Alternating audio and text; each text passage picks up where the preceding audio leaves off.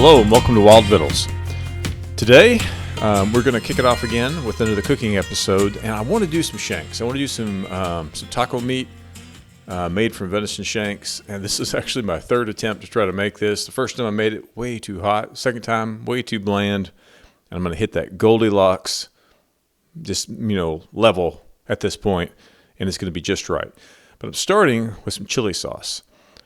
I've been experimenting, and you may have seen in the stores, some of these dried chilies and thought, what the heck do you use those things for?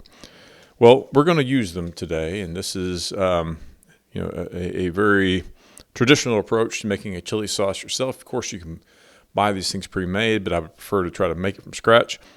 And so I have here some guajillo and ancho chilies. I'm going to do about 15 guajillo. I think I got 2 or 3 anchos. Going to do, I think, about 4 to 6 chili arboles, which are going to be spicy. Going to put a white onion in, which is traditional for Mexican cooking. And I'm putting about 6 cloves of garlic. I'm not holding up that garlic because my garlic is in bad shape, my whole cloves. So I'm going to have to scoop out pre-minced garlic, which is cheating. I know, I feel bad, but that's what we're going to do. So I've got these chilies laid out here. I have already rinsed them to kind of get off any residual dirt or dust, and I'm going to seed them. I'm going to put them into a pot to heat them up and then let them boil for maybe 10 minutes, and then we're going to go into a blender. So all of this is prep for the sauce itself to make some really delicious venison shank tacos. So stick with me. I think you're going to enjoy this, and we'll have a great conversation along the way. So welcome back. You can tell by the amount of things that I have on this surface, there's a lot going on. So I've gotten out my shanks. I had to cut them down to size, and you might have to do the same.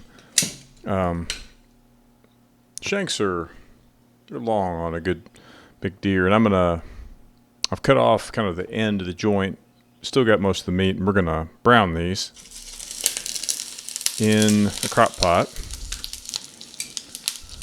This is actually, coincidentally, a front and a back leg. And what I'm trying to do here is brown them. At the same time, I think in my intro I said that I'm doing a chili sauce, chili paste, whatever you want to call it, with guajillo and ancho chilies. De-seeded those and put them into a pot with enough water to cover them, along with 1 white onion, and I think I ended up putting in 5 teaspoons of minced garlic, which is equivalent to probably 5 or 6 cloves of garlic. Let that get up to a boil and let it boil for 5-10 minutes or so. And now I'm going to put it into a blender, and we're going to make the sauce. So I'm multitasking here, so hopefully I don't forget something. And this is a pretty simple dish, really.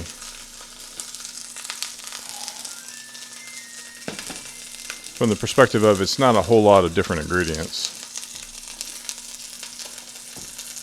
Now, I have read in some recipes that you need to let this cool first. But who has time for that unless you're going to make this in advance? I'm trying to get this is like midday on a Saturday. I'm trying to get it all in by 1 o'clock so I can let the shanks cook until, like 6 o'clock, so 5 hours. So I'm cross-contaminating here, but it's with the purpose that I'm using these tongs on the meat and on the chilies, because the chili is going to go into the mix anyway, so it's not a big deal. So I did de-seed to the best of my ability, but there are seeds in there, and there's going to be little bits and bobs of things. So I will strain this chili sauce to make sure all that comes out.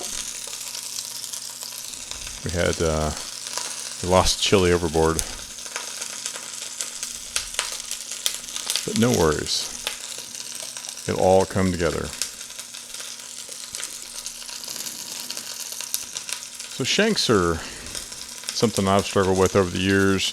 If you've ever butchered a deer and tried to be able to put shanks into burger, it is painstaking because a shank has so much sinew in it.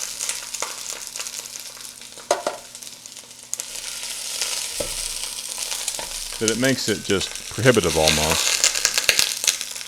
And, a better solution to that is really to be able to use the shank in its entirety. And so what we're going to do is we're going to cook these, braise them in a chili liquid for the better part of 5 hours at 325. And what you get out of that is, really almost like a pulled pork. It'll be, the connective tissue will have all broken down, and it really tenderizes that meat.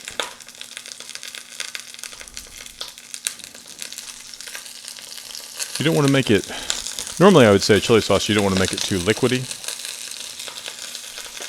But in this case, for this application, I do want to make sure there's plenty of liquid.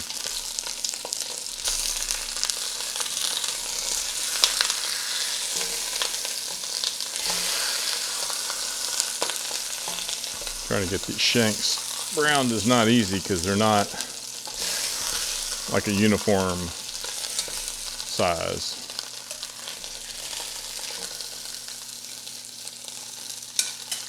Ow, splattering oil on me.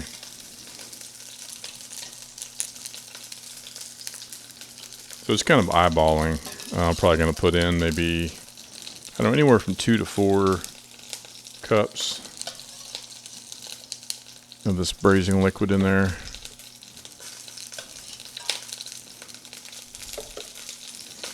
I may end up just saying, hey, just pour it all in there. Let's look at that. See how it goes. Oh, I want to put a little salt in there too. 2 tablespoons of salt. This chili sauce recipe is loosely based on Arnie Tex. He's got a YouTube video where he does this. It's him and his mom, and he's a fellow Houstonian. Really good cook. Good pit master. And I'm learning a lot in the process of watching him. So I'll put a link to him in the middle. All right, pardon me for the noise it's going to make.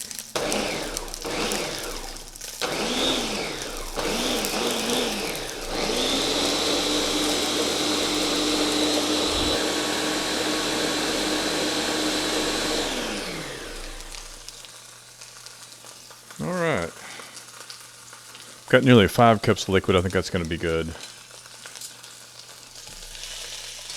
My shanks are fairly browned. Fairly brown. There's an edge that's not brown very much there yet. But that'll have to do. So now I need to strain my chili sauce. Well, I've cooked it not strained before, and it's got a little the seeds. Not seeds, the skins in there, and it was also too hot. And I like things that are hot, but it was just like hella hot. So what I've got here is a medium to fine mesh strainer over a bowl, a spoon, and you'll see why that's important. And make sure that's on there. I'm going to pour this in there.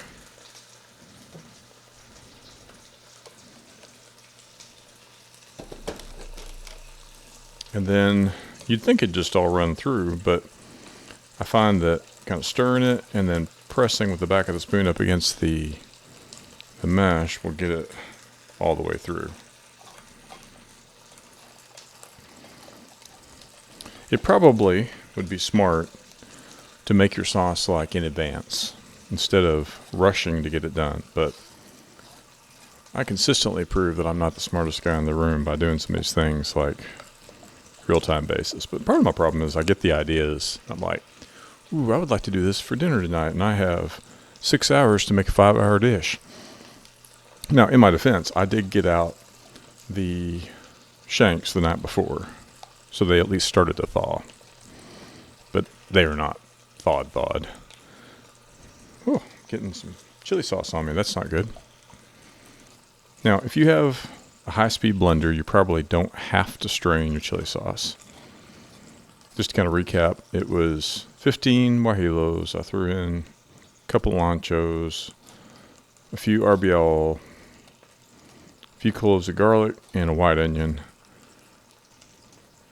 Put all of that into a pot and let it boil for a little while. Some people don't even boil it. Some will put those pepper skins into like a skillet or a comal and let them heat up and scorch a little bit, and then throw them in just some hot water so that they kind of soften up, and then they'll blend them. So there are multiple paths.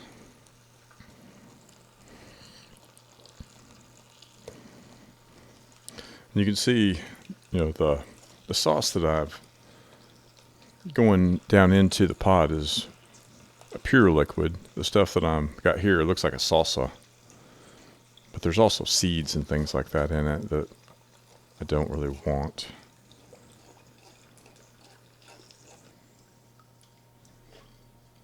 Let's see how this looks.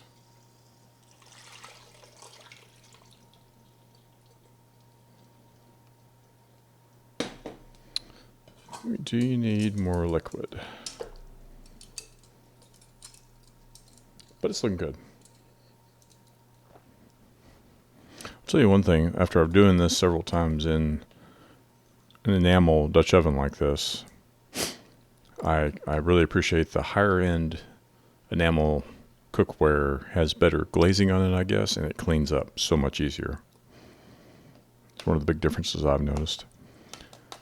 So while I'm finishing up the sauce, I'll just recap a little bit. So I've talked to you quite extensively about what's going into this chili sauce and how I've prepared it. I've blended it. Now I'm straining it. I got out the venison shanks. Doesn't matter which ones. I've got one front, one back, and essentially it's from the from the knee. Is it from the knee up? Before you get to the shoulder, it's that section of the arm or leg. Didn't do anything to it except cleaned it. And they're clean when I wrap them up, so I really don't have to do anything. One of them was a little bit long. Actually, both of them are just a little bit long from my pot, so I took my bone saw and cut off kind of the joint at one end to shorten them up and make them fit better. I've put them in an enamelware. I've browned the shanks so that the surfaces are browned sufficiently to hold in those juices and make it cook better. I've got an oven going at 325 behind me, and this is going to go in there as soon as I get my braising liquid finished up. I think this is probably as good as it's going to get. And I could use a little bit more liquid, so I want to do two things. I'm going to put some, some chicken broth in there to kind of get the levels up a little bit, because if I do this for 5 hours, it's going to cook down and all the liquid will be gone and it'll just be a thick sludge in the bottom, and nobody's happy with that. And I'm experimenting with, I've got a large jar of Hatch green chili roasted peppers from New Mexico. It's a 16-ounce jar. And I had one recipe I used 8 ounces, and the other day I used about another 4 ounces. I'm going to put some more in here. It's a little dangerous because it may be too spicy. These are very hot chilies, but we'll see how it turns out. Put in, there was 5 cups in that blender, but by the time I get all the pulp out, it's not quite as much. I'm trying to get it where I have essentially enough liquid so that there's still liquid when I get done with a 5-hour cook. So I'd say, 2/3 the way up of these shanks is kind of what I'm going for. And then I'm going to try what's left of my green Hatch chilies, kind of smothered over the top. So again, these are medium flame roasted Hatch Valley green chilies, brand 505 Southwestern. It just showed up at my grocery store in HEB. Oh, it's stuck. Oh, they smell wonderful. And there's, I don't know, probably 1/3 of a jar in there.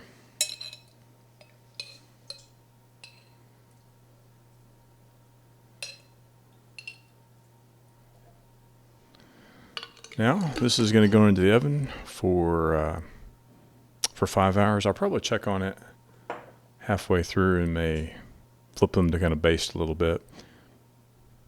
like I said, it's an experiment. What it will yield is going to be some good taco meat.